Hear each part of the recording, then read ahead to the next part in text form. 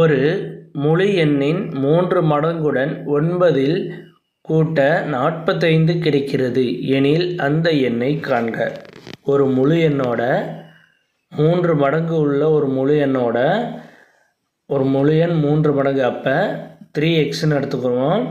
அந்த எண்ணோட 9 வந்து கூட்ட சொல்கிறாங்க, +9 ஈக்குவல் டு எவ்வளவு கிடைக்குங்கிறாங்க, 45 கிடைக்குங்கிறாங்க. ஓகேவா, இதான் வந்து அந்த ஈக்குவேஷனை கொஷின் வச்சு நம்ம வந்து எழுதிட்டோம்.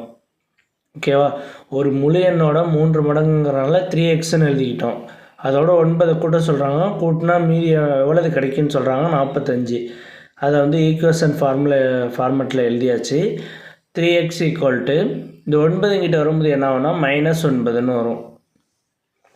ஈக்குவல் டு இந்த சைடு வரும்போது -9. 3x ஈக்குவல் டு இதை கழிச்சோம்னா 36. இதை கழிச்சா 36.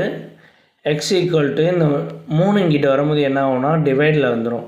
மல்டிபிளில் உள்ளவங்க 3 வந்து இங்கிட்டு வரும்போது டிவைடில் வந்துடும் 3.